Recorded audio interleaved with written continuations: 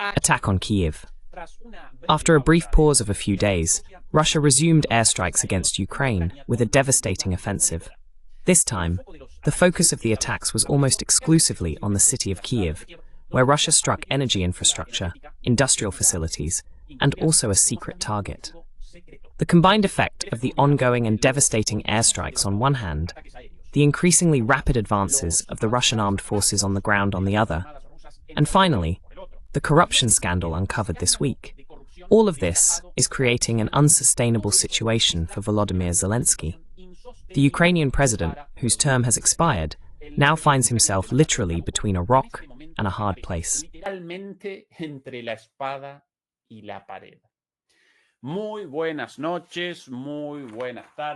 Good evening, good afternoon, and good morning from Berlin, Germany. We begin broadcast number 281 of Demolishing Myths Live. Thank you very much for joining us, and please remember to help us with a thumbs up against censorship, as well as with your comments, subscriptions, and if you'd like to support us through PayPal or memberships. Your help is, of course, very welcome. What a broadcast tonight. And what a situation for Zelensky, because he truly appears to be cornered in a desperate situation shaped by ongoing and continuous air attacks, which we will present next. On the other hand, the ground advances of the Russian armed forces are becoming increasingly concerning.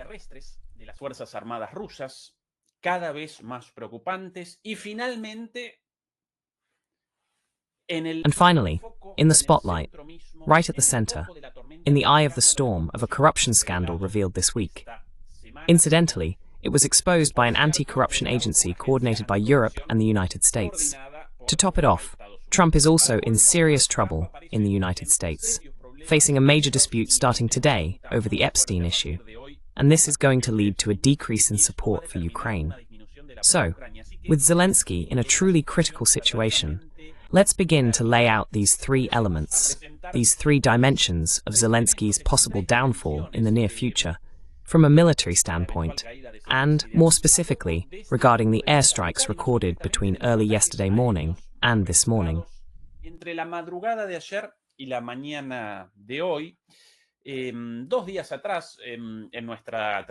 2 days ago, during our broadcast, we commented on the pause in Russian attacks after practically a month and a half, almost 2 months, of constant strikes against critical infrastructure in Ukraine, especially energy, industrial, and railway targets.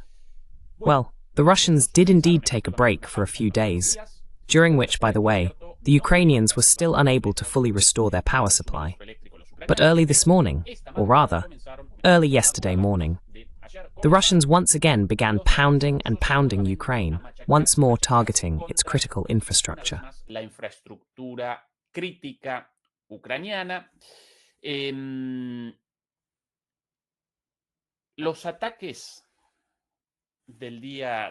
Yesterday's early morning attacks, which continued into this morning, lasted for about 7 hours in total. 7 hours of relentless assaults, divided into 2 major waves, the first and strongest of them. Let's start presenting the concrete information here. The first and strongest, according to Ukrainian authorities themselves, consisted of 449 attacks, no more and no less, of which 430 were carried out by drones, 7 by Kinzhal missiles, 9 by Iskander-M missiles, and 6 by Iskander-K missiles. Remember, these are the 2 types of Iskander missiles, some ballistic and others cruise. From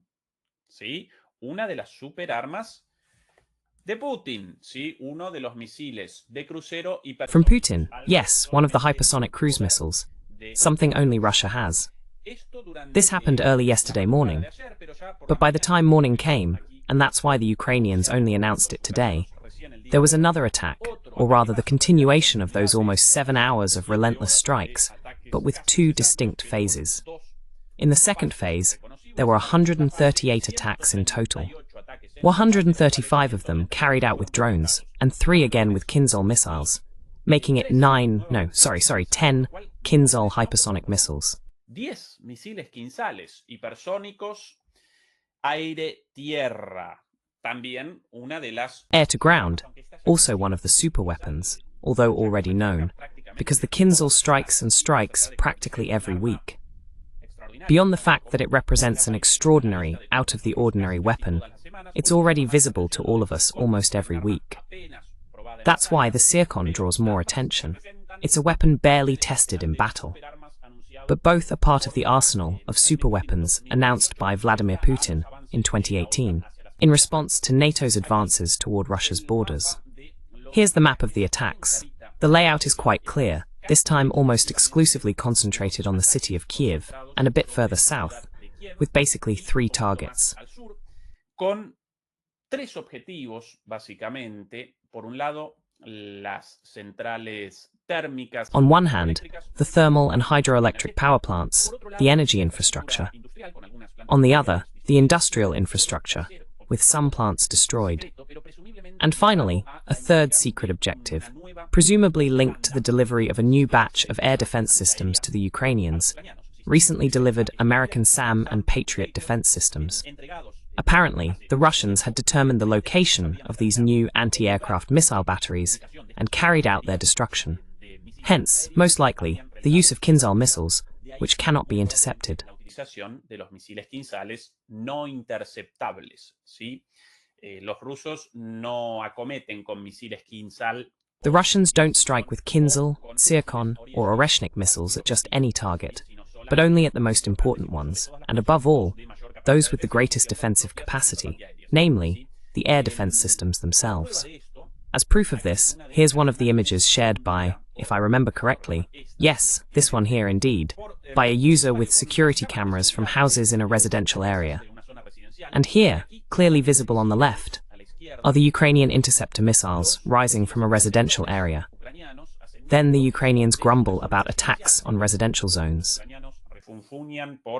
Los ataques contra zonas residenciales. Pero según ellos mismos, según las declaraciones del propio Sirski. But, according to them themselves, according to Zelensky's own statements, residential areas appear to them as legitimate zones for defense. And that's why they set up anti-air defenses, among other things, in residential areas. The Russians, logically, carry out attacks against these anti-air defenses in residential zones. Of course, impacts will then appear in residential areas. And above all, at that time, on November 14, 2025, at 1 in the morning Ukrainian time, the launch of interceptors can be observed, evidently from new SAM and Patriot defense batteries, according to reports from analysts specialized in these matters.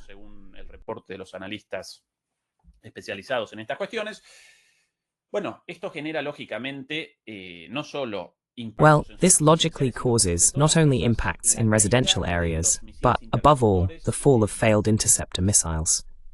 And of course, a photo appeared somewhere of some interceptor missiles, or the remains of some interceptor missiles, in the yard of a house.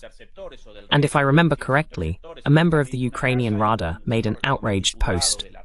How can the Russians attack these residential areas right near my house? Well, what appeared there actually represents part of a defense missile placed there by, or rather falling there, because the defensive batteries are located in those areas. And the Russians logically hit them just the same, right? They attack them all the same.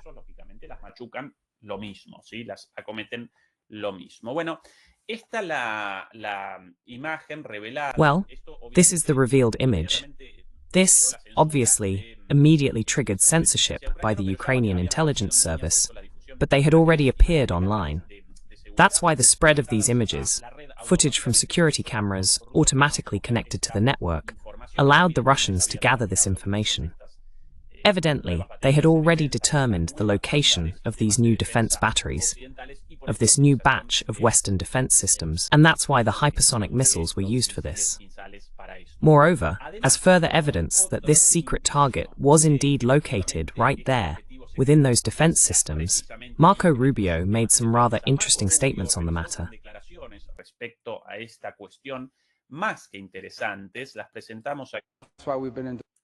We present them here, already translated, as a courtesy of the channel El Ojo, a channel I've been wanting to get in touch with for quite some time. If anyone from Eloho is out there, please respond to our messages, because we often present their translations here. I'd like to establish contact with them, but they don't provide any contact information.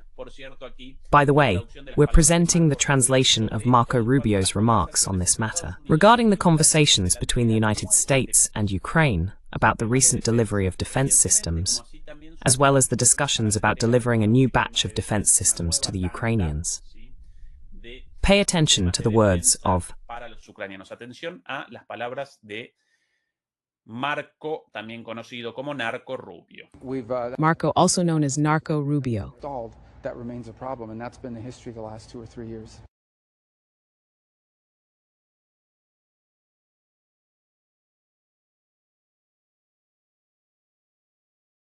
Ahora sí, si Narco Rubio quiere ayudar a Ucrania. Now then, if Narco Rubio wants to help Ukraine with these statements, well, he should obviously think twice before making such remarks, because he's not helping Ukraine in any way with this kind of claim. Basically, he made a confession about the delivery of weapons systems, but at the same time reminded everyone that the Russians are managing to destroy these extremely expensive, super complex, and scarce systems within the same week they're delivered. So then, why would we send more if the Russians destroy them within a week? Those are Marco Rubio's own words, unbelievably. Well, here we have the confession of what happened, and also a hint about what's to come. Remember, these systems, above all, represent scarce resources. Sobre todas las cosas, representan sistemas escasos. Si no recuerdo mal, en el caso de las... If I remember correctly, in the case of the THAAD anti-missile systems, not the Patriot ones, which are a bit more numerous because they've been produced for many years, but the more advanced system, the successor to the Patriots, the THAADs, the United States has so far produced something like 9 or 10 batteries in total, 2 of which it sent to the United States. To Ukraine, naturally none. But that's the number available to the US. There are, of course, more Patriot batteries, but still very few. And the more they send, the greater the risk for the United States. If the Russians manage to destroy these batteries within a week of their arrival, well, that's a problem not only for Ukraine, but also for the United States, for US defense. That's the issue, and that's why Russia fired 9 missiles. And a Zircon, right? SAM batteries, Patriot batteries. Goodbye, my friends. Baterías SAM, baterías Patriot, adiós, amigas. ¿Sí? Eso en cuanto a las... That's regarding the defenses. There's also something interesting here. I wanted to highlight the following. In this image, showing the path of the Russian attacks, the vast majority obviously appear in Kyiv and around Kyiv. Precisely there, to the south, in this area, there's one of the power plants that supplies Kyiv. But there are also some, few, yes, but some, in the area between Dnipro and Zaporizhzhia, where, according to the analysis carried out here on this channel, the offensive toward both cities has already begun. And what a coincidence that a few days after the start of this offensive, not declared by anyone, but that's our prediction, and so far the facts have supported our analysis, just yesterday, in an attack almost exclusively against Kyiv, the Russians also carried out strikes on Poltava. Los rusos también realizaron ataques contra Poltava. Si recuerdan a Poltava, lo presentábamos aquí. If you remember Poltava, we presented it here, the last defensive stronghold on the way. Sorry, not Poltava, Pavlograd. My apologies. Poltava is a bit further north. The names are similar. My apologies. Pavlograd is here.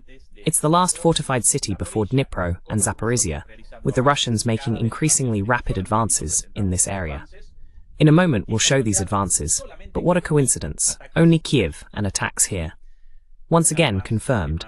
Russia's offensive toward the Dnieper has begun again. De Rusia, sí, nuevamente. De vuelta a los ataques de ayer, entonces, infraestructura. Back to yesterday's attacks. Energy infrastructure, industrial infrastructure, and a secret target, almost certainly, the latest batch, the last shipment of US air defense systems, apparently destroyed either completely, or at least for the most part. On the other hand, another new element in yesterday's attacks had to do with the types of drones used.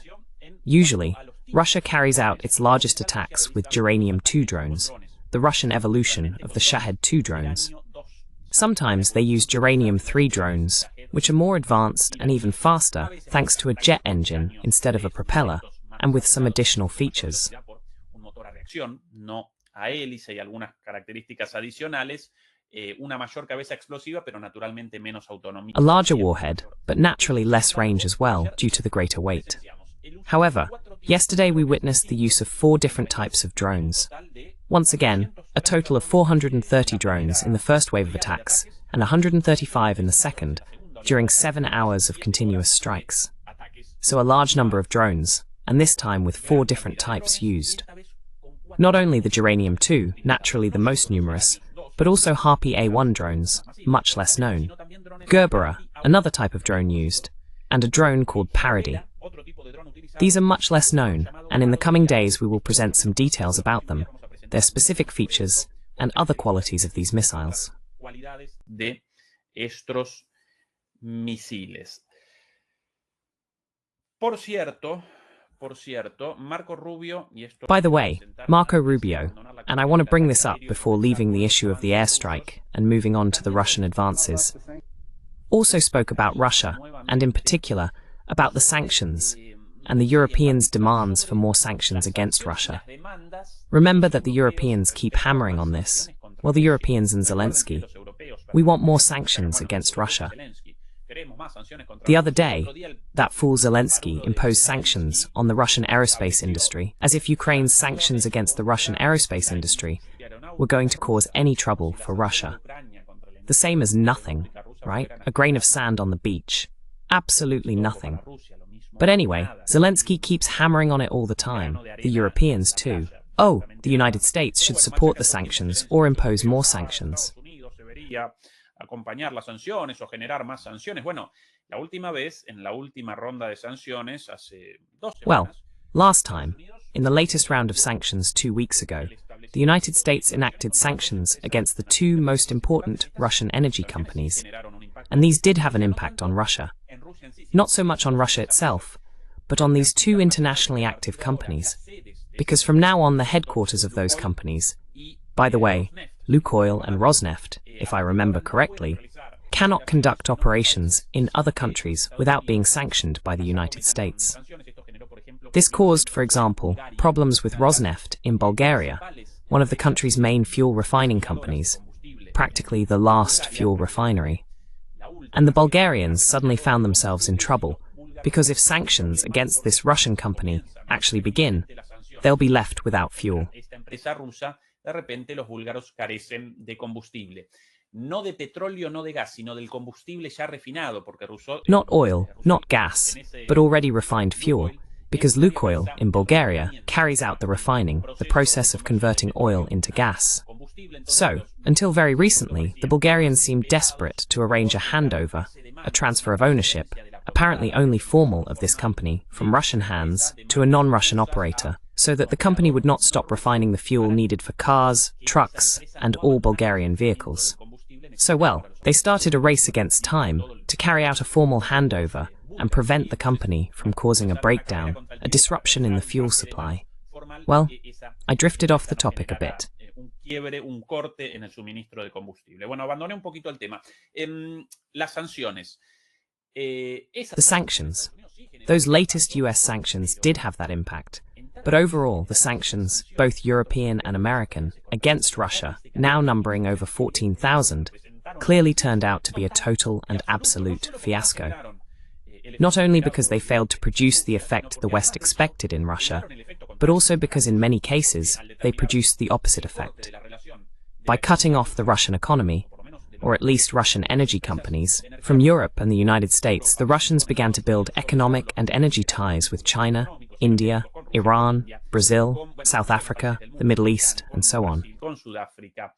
Con Medio Oriente, etcétera, etcétera, y eso maximizó su capacidad energética. And that maximized its energy capacity, maximized its economic capacity, generated the growth of the Russian economy, and replaced many imports previously brought from Europe and the United States with products now produced in Russia. As a result, not only did it not have a negative effect on Russia, but it actually had a positive one. In addition, It led to the destruction of Europe's industrial fabric, massive inflation, and something similar in the United States. So, the sanctions were a total fiasco, beyond the latest ones, which perhaps had a slightly greater effect. And precisely on this point, Marco Rubio, also known as Narco Rubio, responds to the Europeans' foolish requests, even today, for more US sanctions, more sanctions. Aún al día de hoy, de más sanciones de Estados Unidos, más sanciones. Atención a la respuesta. A lot left to sanction from our part. I mean, Attention to the response. Sorry. Perdón. Por primera For the vez, first time, I agree with Marco Rubio. This thing about we no longer know what else to sanction. ¿Qué más sancionar? Yes, crystal clear. Nos estamos quedando sin cosas que sancionar. We're running out of things to sanction. Indeed, there's not much left for us to sanction after the oil sanctions. And the journalist immediately comes up with this nonsense. The shadow fleet. One of the great myths of the Western press. The Russian shadow fleet. Sometimes Western media are laughable, aren't they? This whole shadow fleet thing, and the idea of ghostly ships in the middle of the night in the ocean mist. Fools. They're basically tankers from other countries, distributing Russian oil under a different name. Repartiendo el petróleo ruso con otro nombre. De hecho, una buena parte del petróleo y del gas ruso. In fact, a good part of Russian oil and gas, which used to be sold directly to Europe at a very good price, and always with very good quality, now simply passes through many more hands, travels around the world, often through Qatar, India, and other intermediaries, and in the end it's sold in Europe just the same, at 4 times the price. And they call this the shadow fleet. So what sanction are they going to impose, precisely against these mechanisms, for evading sanctions? Impossible, because they set up a barrier here, and then the rerouting starts somewhere else. They set up a barrier here, against a certain company, a certain businessman, a certain ship, and then others start operating with different ships and different companies. Comienzan con otros barcos, con otras empresas. Bueno, una estupidez. Por eso Marco Rubio. Well, nonsense. That's why Marco Rubio here, rightly so, says we've run out of things to sanction. What shadow fleet? Excuse me. They call this shadow fleet, shadow fleet. Shadow fleet, in English no less, like storm shadow, the storm attacks. That's what the British called their missiles. In this case, shadow fleet, in English like that, gives the feeling of a Star Wars movie. Well, nonsense, nonsense. Nothing more and nothing less than nonsense, from the Europeans, the European press, and so on. One last thing before showing the territorial advances. Here are some images. This was just broadcast a little while ago on Ukrainian television.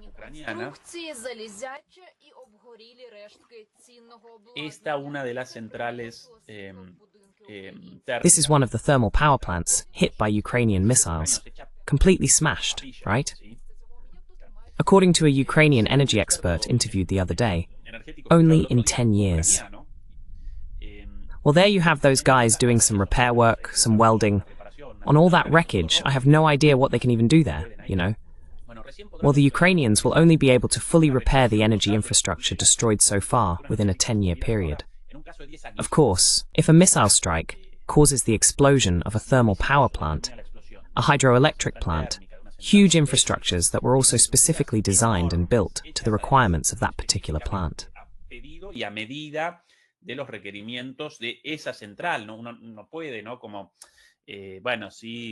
You can't, right? Like, well, if something breaks, if the batteries in a device run out, you take them out and put in new ones of the same kind. No, here it's something huge, enormous machinery, made specifically by a supplier over a very long time.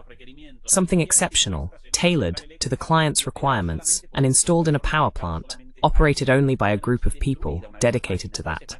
Well, if one of those machines is destroyed, sometimes machines 50 meters long or more, a reactor of that kind, thermal, hydroelectric, you can't fix that overnight. It takes years.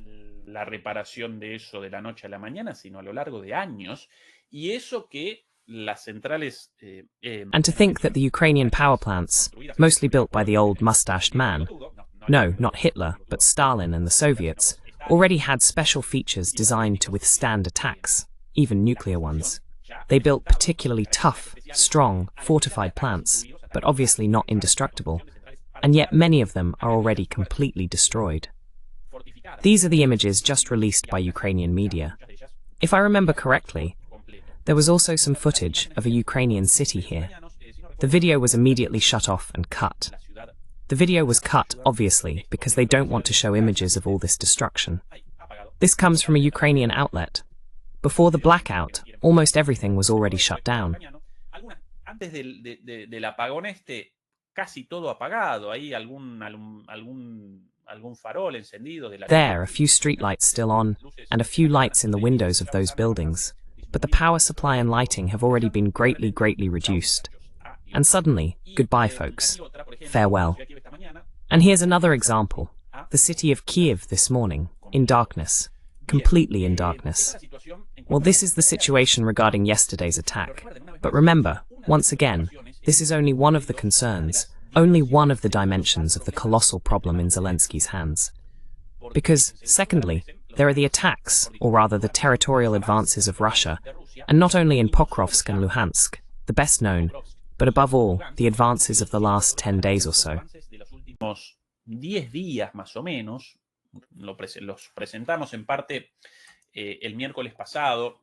We partially presented it last Wednesday in a broadcast with Fernando Moragon, in which we went over what had happened day by day when the eyes of the world were on Pokrovsk and Lugansk because of the encirclements, the number of casualties, the destruction, and the strategic importance.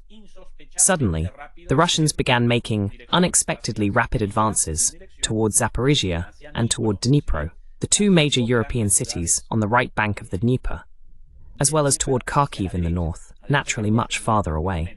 Well, today, new and very strong advances by Russia. This is the situation of yesterday. Attention. Yes, with this entire area considered disputed, today no less, everything absolutely confirmed, and new advances reported. A little video here. Avances reportados. Un videito por acá. Últimamente, video tras video tras video. Lately, video after video after video with confirmation. The videos basically always show the same thing. First the explosions, bombings, drone attacks, artillery attacks, and before long, once an area has been worked over, no, thank goodness, a box and not a person. I never want to show gruesome images, far from it. Not just because of censorship, but because that's not the purpose of the channel either. Well, by the way, there's nothing visible there. Destruction of vehicles, destruction of Ukrainian defensive positions, and finally, drone versus drone. Defensivas de los ucranianos, ¿sí? Y finalmente, dron contra dron, bueno, esto ya un clásico. Y finalmente, la bandera rusa flameando. Well, this is already a classic. And finally, the Russian flag waving. Oh, in a new town or newly conquered locality, right? Basically, the videos always follow the same logic. This is the advance up to here, to Yablukov, if I remember correctly. Well, there it is, yes, Yablukov. The capture of this entire area of forests and fields has been confirmed. Everything taken, that's confirmed thanks to the videos released by the Ukrainians, always very sadistic, and showing images of attacks on people. Well, this here confirms the Ukrainian drone attack on people taking shelter. Ucranianos con drones a gente guarecida aquí. Claro, difícil.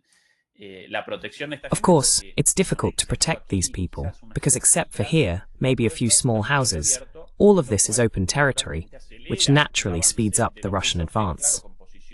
But of course, with positions left unguarded at the moment of the advance, Uliapol is already practically surrounded. That's the progress from yesterday to today. If we keep retreating like this, we've already shown this, but I'll just go back a few days as an example of the advances. Every day, within the framework of a war of attrition, right? Okay, further up today, there are more advances as well. Back again to the current situation.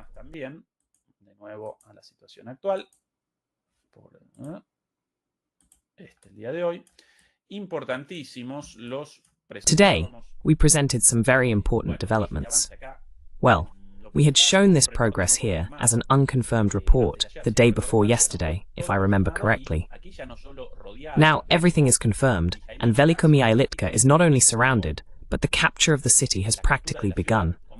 As always, they start by destroying all Ukrainian defensive positions with 2 bombs, and of course with drones. Then come the more specialized drones. Nowadays, They can maneuver a drone inside a house, even into a room, move through hallways and pinpoint the exact location of a soldier. But here, right from the first advance, they always hit hard with the heaviest weapons. Bombs first, then heavy drones. Yes, drones like well, eventually the geraniums too. I can't recall the name of the other drone used as a heavier attack drone right now. Como dron de ataque más pesado y después comienzan con los cuadricópteros hacia los objetivos específicos. And then they start with the quadcopters towards specific targets. And finally, conventional artillery, of course, ballistic and cruise.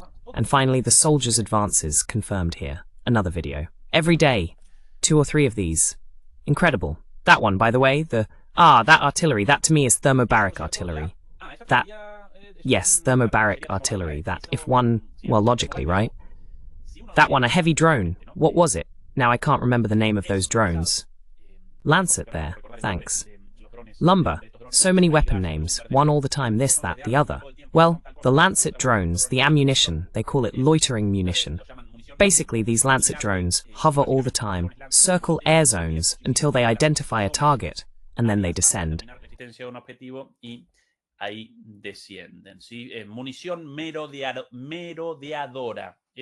Loitering munition, that's what they call it in English.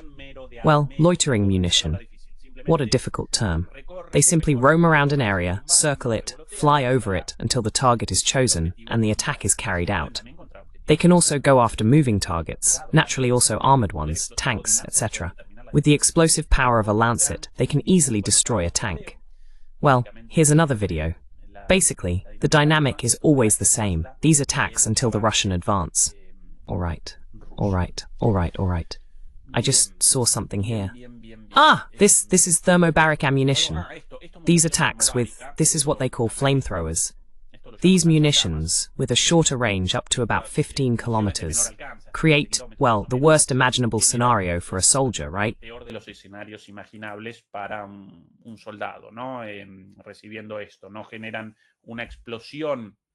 Receiving this, right?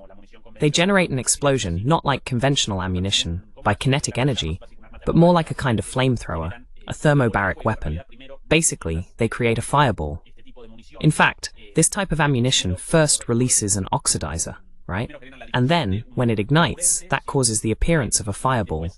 Not an explosion, but a fireball that burns everything in its path.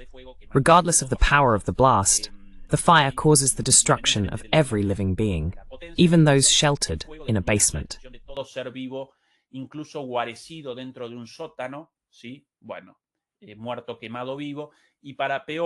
Well, dead, burned alive. And to make it worse, before the ignition of that fireball, the consumption of the air needed for such a sudden and massive combustion causes the immediate extraction of air, and therefore a kind of vacuum bomb. Before the fireball, a vacuum bomb, which causes the internal tearing of the organs of any living being within the attack site, the impact site of this fireball, of this thermobaric munition. So first, a vacuum bomb. Internal destruction caused by the tremendous vacuum generated in the organs, and then burned alive. Hard to imagine anything more terrible than that. Of course, they have a much shorter range than a 155mm artillery shell, which can travel many more kilometers.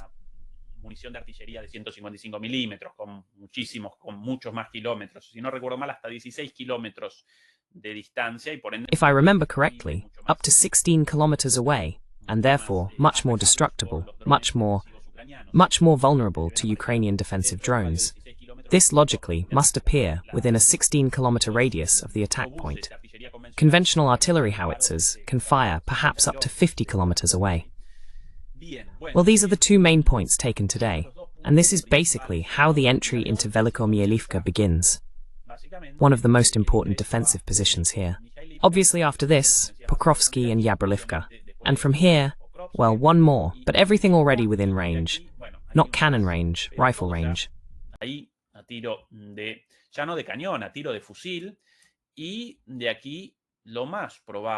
And from here, most likely, yes, just as from further south, the most probable move is the attack towards Zaporizhia, as well as from the south. This entire salient will very likely first toward Pavlograd, the last major urban area before Dnipro. More and more, our plan or prediction from how long ago now, over a year, almost 2 years ago, that the Russians would want everything up to the Dnieper, is being fulfilled. Gradually, of course, it's a war of attrition, but with increasing speed. This is the situation on the front. We'll present more details tomorrow. Now, as the last dimension of the major problem in Zelensky's hands, I wanted to present the ramifications of the corruption scandal uncovered this week.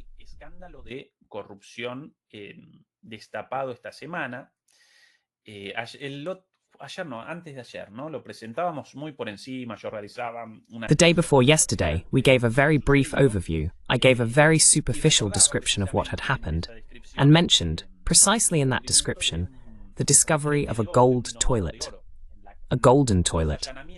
During the raids carried out on the oligarchs, not only the oligarchs, but also the officials involved in this corruption scheme. Basically, one of the energy companies was collecting kickbacks from illicit funds, commissions in the form of corruption payments, specifically from the officials in charge of the Ministry of Energy, above all. That's why the arrest of the Minister of Energy at that time, who until a few days ago was the Minister of Justice. A year earlier, he had been the Minister of Energy. At some point, Zelensky decided to reassign him from Minister of Energy to Minister of Justice.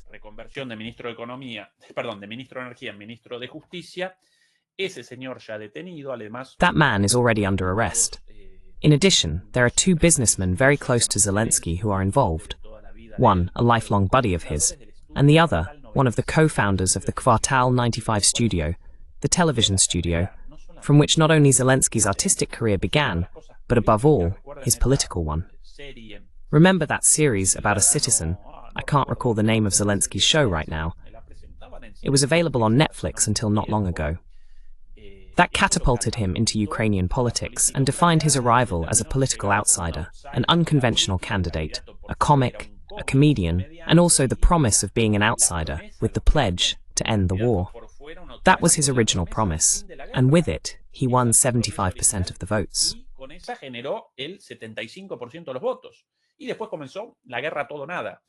And then, the all-or-nothing war began. There was a 180-degree turn, a metamorphosis from pacifist to warmonger, and he started acting as the president of war. Instead of being the president who was supposedly going to end the war, back then formally between Russia and Ukraine, or between Russia and NATO, but at that time between the provinces, the separatist oblasts, and the Ukraine governed from Kyiv.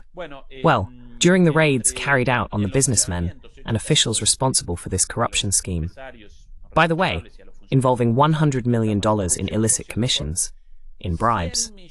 In Argentina, we call these commission payments coimas, right?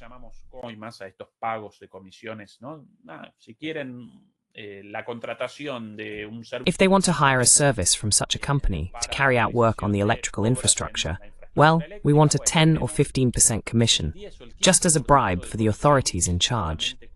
This is called a coima in Argentina. In other countries, coima means other things, by the way. $100 million already confirmed. What a huge bribe, if the bribe alone is $100 million. My goodness. And I've only revealed this so far in one corruption case, out of the thousands of corruption cases in Ukraine, which until not long ago was considered by Western media themselves as the most corrupt country in Europe. And now, with the amount, well, since the start of the war, with the money, the enormous amount of money that has come in, and the weapons, the bribes, the corruption, well, if it was already huge before, now, with much more money and many more weapons, there's much more corruption involving money and weapons.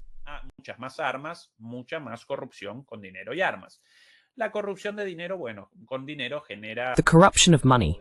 Well, with money comes the theft of everyone's money, the money of all of us, the financiers of this war.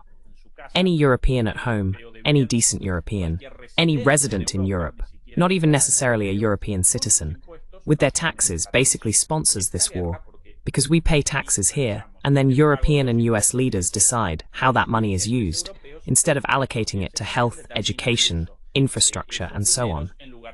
The normal things, right? Here there are cuts, everything keeps getting worse, upside down, and all that money is sent over there. So in the end, The ones sponsoring this are the taxpayers in Europe, in the United States, in NATO countries. It makes no difference whether we're citizens or not, just residents. All of us through the payment of our taxes.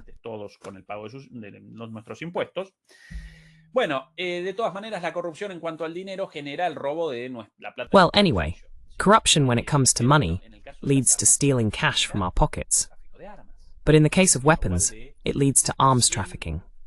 So out of 100 drones, well, no, the drones are mostly made by the Ukrainians themselves, with Chinese parts. But in the case of 100 rifles or 100 missile launchers sent to Ukraine, if money corruption generates 15% in bribes, then out of 100 missile launchers, 15 are sold on the black market. Where are those sold? To terrorists, to drug cartels. That's why you'll find Ukrainian weapons, actually Western weapons, delivered to Ukraine, in Mexican cartels, in Latin America, in Albania, and also in Europe, in armed gangs. So that corruption is even worse.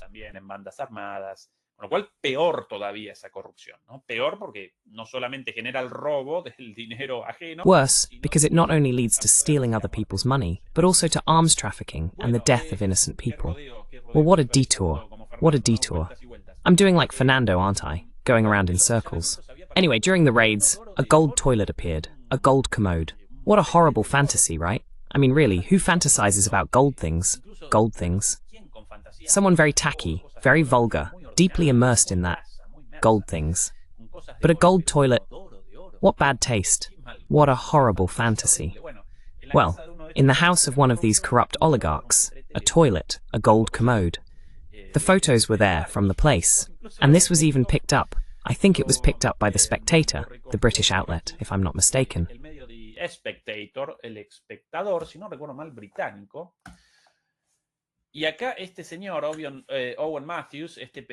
And here this man, Owen Matthews, this journalist, is already presenting this scandal as the one capable of bringing down Zelensky, the scandal that could overthrow Volodymyr Zelensky. In the first sentence, a solid gold toilet and cabinets full of bags with €200 bills are among the treasures linked to the prominent Ukrainian businessman Timur Mindich, following an investigation by Ukraine's National Anti-Corruption Bureau, NABU. Mindich, this buddy of Zelensky and co-founder of Kvartal, with the fine taste of a gold toilet. And, according to the British, this could lead to Zelensky's political downfall. Podría esto generar la caída de Zelensky en términos políticos. Por sobre todas las cosas, esto genera mucho revuelo. Above all, this is causing quite a stir in Ukraine, among Zelensky's own electorate, among the Ukrainian population itself that is enduring the strain of the war effort.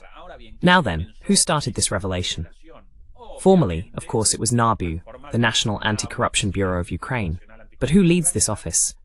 The Europeans, above all, and partly the United States as well. So with this, they simply want to send a message to Zelensky. Enough of why? Well, there are several possible hypotheses.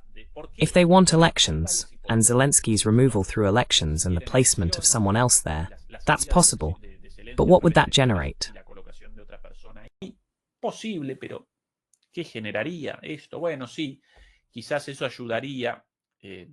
Well, yes, maybe that would help.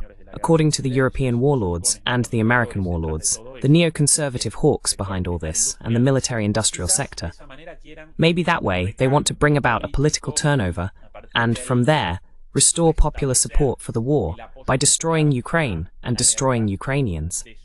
At this point, Zelensky's image is at rock bottom. Fewer and fewer Ukrainians support the effort or back the idea of the war. More and more Ukrainians, according to their own surveys, would agree to give up territory in exchange for ending the war. More and more Ukrainians have relatives, friends, brothers, sons, daughters, or loved ones who have died in the war, or who are disabled.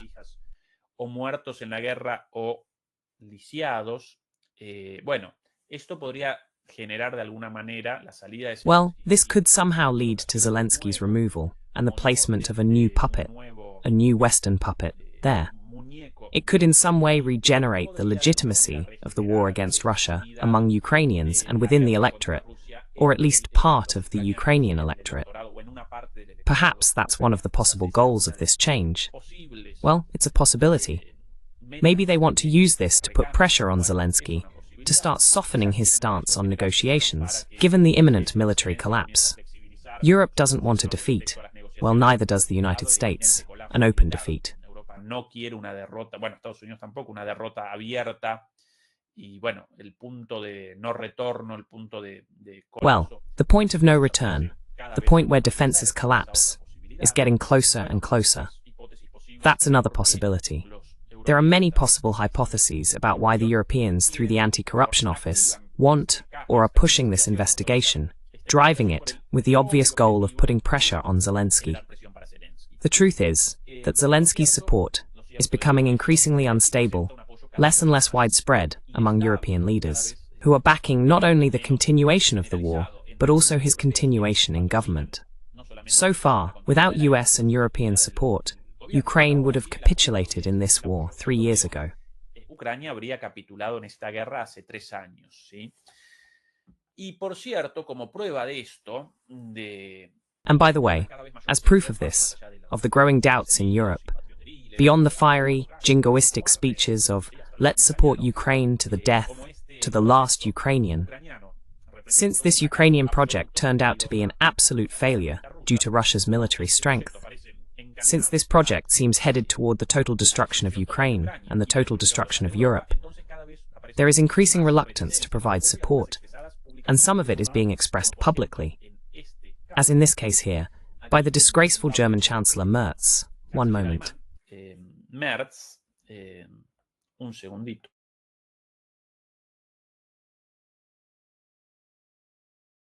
Mil disculpas por el resfrío, yo recién vuelto una semana atrás. 1,000 apologies for the cold. I just got back a week ago from Argentina, and I'm already sick naturally with the weather here. It's hard for it to be otherwise.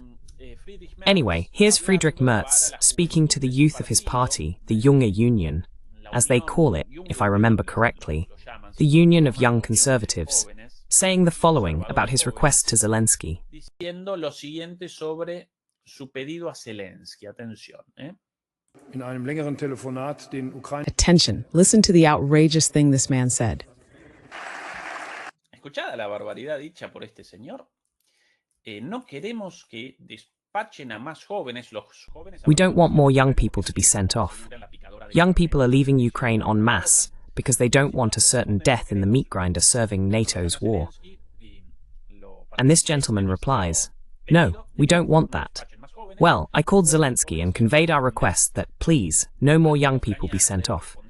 Because young people must answer to the Ukrainian homeland, they must fulfill their civic duty as cannon fodder on the front. Mr. Merz, which is it? Are you defending democracy, freedom, Western values and people's lives against the evil Russian enemy? Or do you actually want young people to remain in Ukraine as cannon fodder in the imperialist war against Russia, even suggesting that many young Ukrainian refugees here in Europe be sent back? Ucranianos refugiados aquí en Alemania para que Germany wants them to show up, to, well, appear on the battlefield, dying as cannon fodder, because that's their function. We don't want young Ukrainians or Ukraine itself, but rather we want them basically as cannon fodder against Russia. Intense, right? Intense, this man saying it like that. And on top of that, with all the xenophobic connotation, this idea of, we don't want more Ukrainians, we want them fighting on the front. Okay, fine. Yes, obviously, the Ukrainian migration wave creates many problems for Europe. But what should Europe want, in any case? The return of Ukrainians to Ukraine in peace, so they can restart their lives in peace, with jobs, with health there.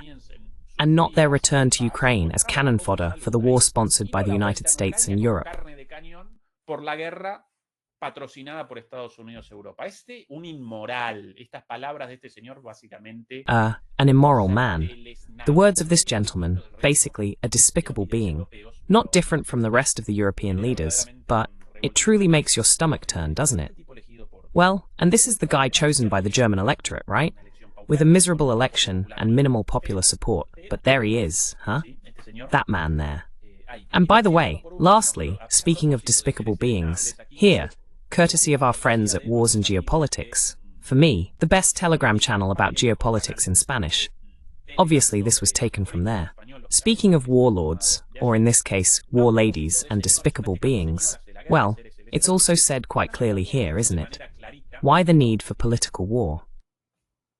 ¿Por qué la necesidad de la guerra de Ucrania contra Rusia? ¿Por qué la necesidad del sacrificio? I just got back from a meeting of G7 foreign ministers, and we all agreed that an immediate and total ceasefire is a priority.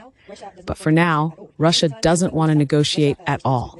Every time the world reaches out, Russia responds with missiles. Russia's latest attacks make it very clear that it's pushing the war forward, and this pattern keeps repeating. Listen to this last sentence. Supporting Ukraine is a bargain. Apoyar a Ucrania es una ganga en comparación con el costo de la victoria rusa. Compared to the cost of Russia's victory. A bargain, yes, of course. They die. We harm our enemy. That's her logic, isn't it? For them, Russia is an enemy, and since Europeans and Americans are not directly participating on the battlefield, beyond the mercenaries and the soldiers sent secretly, but not massively, the bodies, the cannon fodder, the minced meat for the grinder of the Russian war machine, who provides them? Who puts them forward? Ukraine. So this is a bargain. If you want the definition of immorality, of Ukraine's ethical decay, of the worst, of evil itself, well, the words of these gentlemen. De lo peor, de la maldad en sí, bueno, las palabras de estos señores, ¿no? Esto es una ganga. Esto es una ganga. Si total... This is a bargain. This is a bargain. After all, the ones dying are the Ukrainians. Merkel, on the other hand. No, we don't want more young Ukrainians arriving as refugees. Let them go die fighting Russia on our behalf. That's democratic Europe. And the United States, obviously, right? Naturally. But Trump, in this sense, at least he's the most consistent, isn't he? He says outrageous things like that, without all that discourse, that narrative of us and humanism and human rights and Western values, and then goes on to commit those same outrages. No, Trump is straightforward, more consistent in that sense. That's something recognizable about Trump, right? They commit atrocities while saying atrocities. These guys don't. Cometen barbaridades diciendo barbaridades. Estos tipos no. No, porque la defensa de Occidente y de la... No, because the defense of the West and of human rights, and the end of the Russian dictatorship. But what a bargain, with Ukrainians dying. Well, speaking of Trump, by the way, once again, don't miss that video from Wars and Geopolitics. Help us out by subscribing, and also check out our sister channel, MP Geopolitics, featuring top-level analysts. The link is below. Every day there's a different analyst, or two different analysts. So please, support us by subscribing there, and also to our channel, Demolishing Myths in English, Demolishing Political Myths, with all our broadcasts translated into English, thanks to artificial intelligence. Transmisiones traducidas al inglés gracias a la inteligencia artificial. Voy a presentar muy rapidito. I'm going to give a very quick overview, a very quick one, of the situation in the United States, which, by the way, we could also present as part of Zelensky's problem. Because the worse Trump's internal situation gets, the less support there will be for Zelensky. Remember that US support for Ukraine and for Zelensky creates a lot of noise among Trump's electoral base, among MAGA, among Trump voters who are tired of sending money abroad. And in part, that's Trump's campaign message. Why send more money to Ukrainians far away instead of using it for Americans?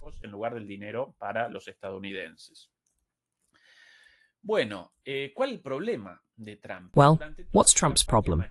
Throughout his entire campaign, he kept hammering on and on about the Epstein case, about the Epstein files. And finally, evidence starts to appear he kept hammering on about the Epstein files. And once in office, despite the Attorney General's promise that we're going to release Epstein's client list, said so openly, shortly after she took office, she said, "Oh no, we don't have any of Epstein's guest lists. We're not going to release anything." Invitados de Epstein, no vamos a presentar nada. Obviamente esto generó muchísimo disgusto, muchísima... Obviously, this caused a great deal of anger, a lot of rejection among Trump's voter base, and the suspicion that he might appear on that list as one of the guests. He always denied this. Well, a few days ago, some Democratic senators or congressmen made a revelation by publishing email messages from Ghislaine Maxwell, Epstein's wife, who is imprisoned for participating in this child trafficking scheme, involving the prostitution of underage girls on Epstein's infamous island, to which they were flown on the plane called the Lolita Express. That's what they called it, Lolita, like Nabokov's novel, right? Así lo llamaron, Lolita, como la novela de Nabokov, ¿no? Lolita Express despachaban a los grandes empresarios. On the Lolita Express, they catered to big businessmen, American politicians, and not only Americans. Remember Prince Andrew, if I'm not mistaken, the British royalty, a bunch of very powerful people from all over the world. They were sent there for wild vacations on an island with underage girls, so they could fornicate like proper pedophiles with those girls, those young ones. And obviously, and this is the big suspicion, they documented everything, which is also why there's suspicion of the involvement of intelligence services. I'm not going to refer to the specific services of which country, okay? I'm not going to mention the particular country or the intelligence services suspected of having taken part in this scheme. País en concreto y a los servicios de inteligencia sospechados de haber participado en esta trama. Solo voy a recordar que I'll just remind you that Ghislaine Maxwell's mother was an active spy for the intelligence services of a certain country. Well, I'll let you finish that thought. From where? No? Well, they documented all this, and later, with the images of the abuse by these guys, these disgraceful men with underage girls, the blackmail began. And that's why the lobbying power of a certain country among world leaders exists, because they would present evidence of all this to extort them. That's the general scheme. Anyway, a few days ago, some Democratic lawmakers presented email messages from Ghislaine Maxwell, from back then, sent to Jeffrey Epstein. Jeffrey Epstein, dead, supposedly committed suicide, right? Supuestamente cometió suicidio, ¿sí? De una manera muy particular, porque el tipo aparecía solo. In a very peculiar way, because the guy appeared alone in his cell, with no means to commit suicide, monitored by a camera, watched 24 hours a day, and suddenly, well, right? The footage cut, the guy hanging there, hanging in a way that, you know, like those suicides with 3 shots in the back, more or less. Well, that's how unfortunate it all was. In these emails, in these messages from Epstein's wife to Epstein, who shows up? Who shows up by name and surname? Mr. Donald Trump, the President of the United States, in something like a mention. One of the emails, by the way, we showed it here, displays the release, with the names blacked out by the very people who distributed it, by the legislators themselves who made the material public.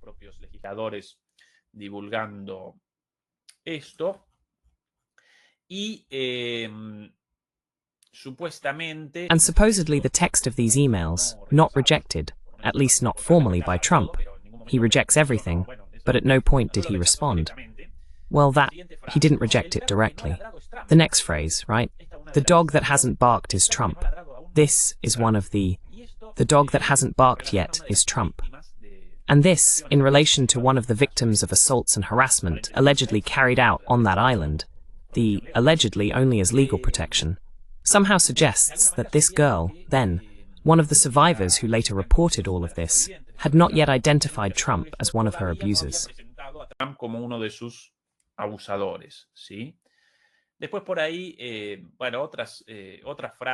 Then, well, there were other phrases related to Trump. Ultimately, emails from Epstein's wife to Epstein mentioning Trump and Trump's involvement in the abuse of minors. Nothing more and nothing less than that. And not only that, but also, the Democrats in the House of Representatives, in the US Congress, introduced a bill called, if someone can help me here, the Epstein Files Transparency Act, the transparency bill related to the Epstein files. And what does this bill establish? If Congress approves it, well, the government and intelligence agencies would be required to publish all the files.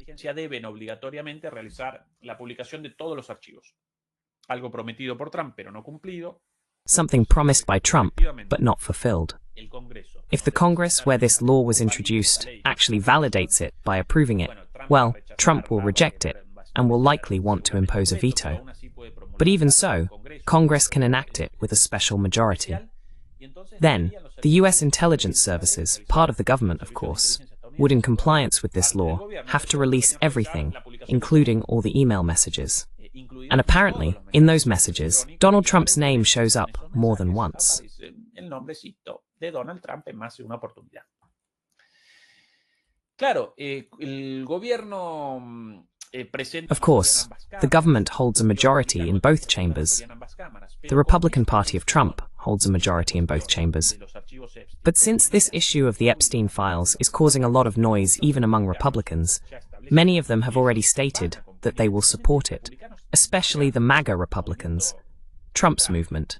Not the old Republican elite, but this new populist, conservative grassroots movement of Trump. They have already said they will vote in favor of this bill to release the Epstein files. And who is the most important figure?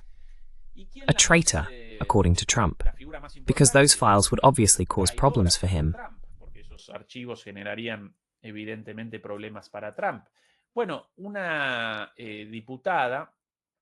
Well, a congresswoman, I don't remember if she's a senator or a representative, very famous, named Marjorie Taylor Greene, almost the visible face of MAGA, even more than Trump, as the true representative of grassroots conservatives, of the farmers, the peasants, no, the farmers, that's the word, the American farmers, the American Christians, the blue-collar workers, conservatives represented by this super conservative lady, but with good values, right? One of the most important supporters of Trump's candidacy in these last elections.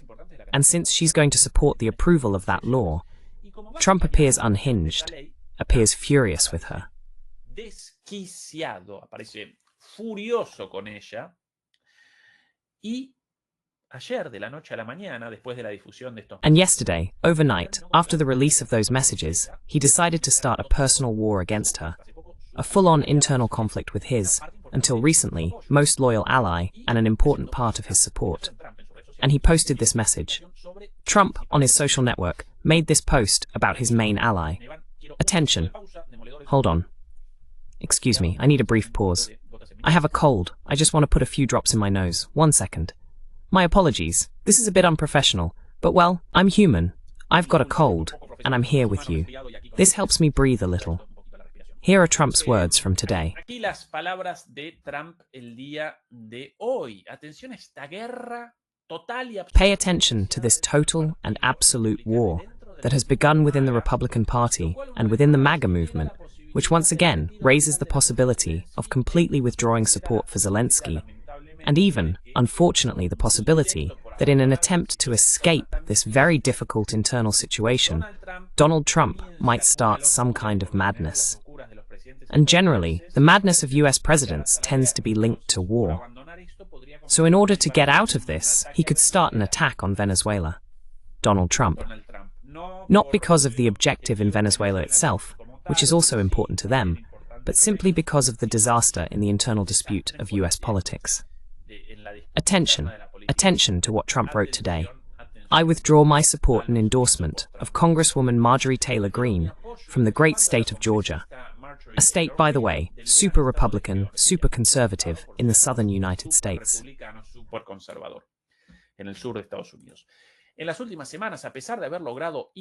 In recent weeks, despite having achieved historic milestones for our country, including a total victory over the government shutdown, closed borders, low taxes, the ban on male participation in women's sports, and the acceptance of transgender people, the end of diversity, equity, and inclusion, the containment of inflation, Biden's record, the largest regulatory cuts for the church, the end of 8 wars, the rebuilding of our armed forces, the respect of all the countries in the world, a record investment of $12 trillion, sorry, $12 trillion, if that's correctly translated, invested in the United States, and having turned the most prosperous country in the world into a practically dead one just 12 months ago. The only thing I see that crazy Marjorie doing is complaining, complaining, and complaining. It all started when I sent her a survey telling her she shouldn't run for either the Senate or the governorship. She had 12% and no chance at all. Many people have said she's upset because I don't answer her calls anymore.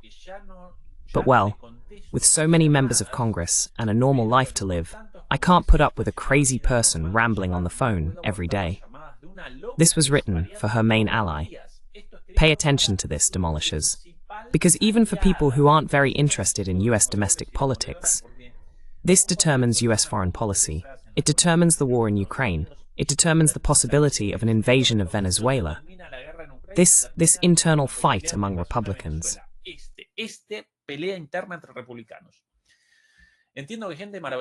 I understand that some wonderful conservative people are thinking about putting forward a candidate to challenge Marjorie in the primaries for her Georgia district. They're fed up with her and her antics too. And if the right person runs, they'll have my full and unconditional support. She's drifted to the left. She's even appeared on The View, a TV show over there with low-intelligence hosts who hate Republicans. Thank you for your attention. Well, let's make America great again. So he calls her a leftist, a crazy liberal, all because this lady wants to support the democratic project of this republic, this Republican lady. But she wants to back the Democratic initiative to release the Epstein files. Very amusing, Trump's achievements in his message.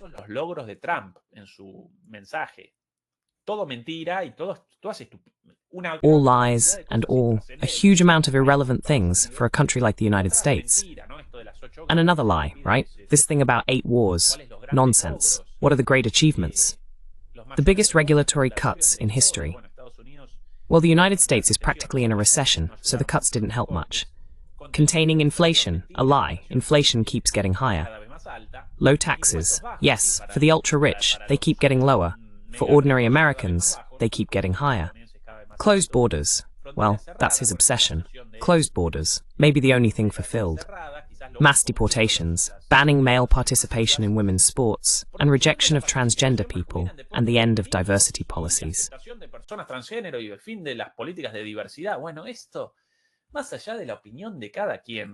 Well, this, beyond each person's opinion on the matter, is something secondary for a country like the United States, whether trans women participate in sports or not.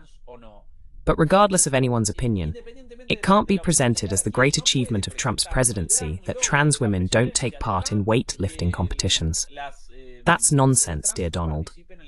Well, those are this gentleman's great achievements, according to himself, right? Then, over here, there's this thing about ending 8 wars. Remember the wars, right? Not even he can determine which ones. At one point, he started talking about Azerbaijan, yes?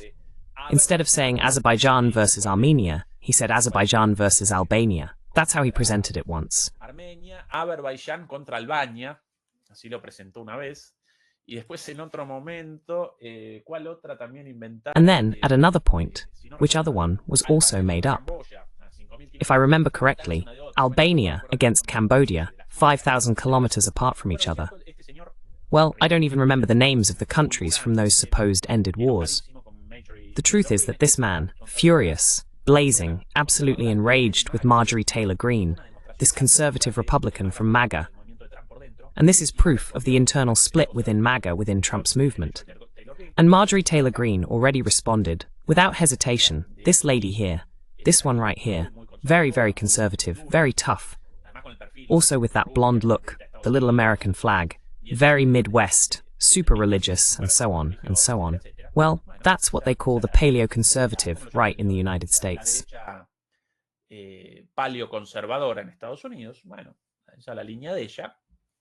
Well, that's her stance. I don't share it, of course, but anyway, this lady at least is consistent, that's for sure. And she said this, pay attention, right? Private security companies are contacting me with warnings about my safety, right? Almost like... No, not almost. It's basically an accusation against Trump for threats to her life, directly against the President of the United States, from a Republican senator from Georgia, a national senator from Georgia, from a stronghold of Republicanism and the Trump movement until very recently, basically until today. Private security companies are contacting me with warnings about my safety, since the most powerful man in the world is fueling and instigating a wave of threats against me, the man I supported and helped get elected.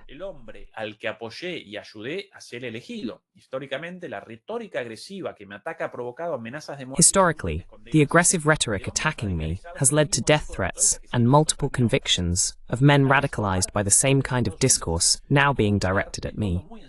this time from the President of the United States. As a woman, I take men's threats very seriously.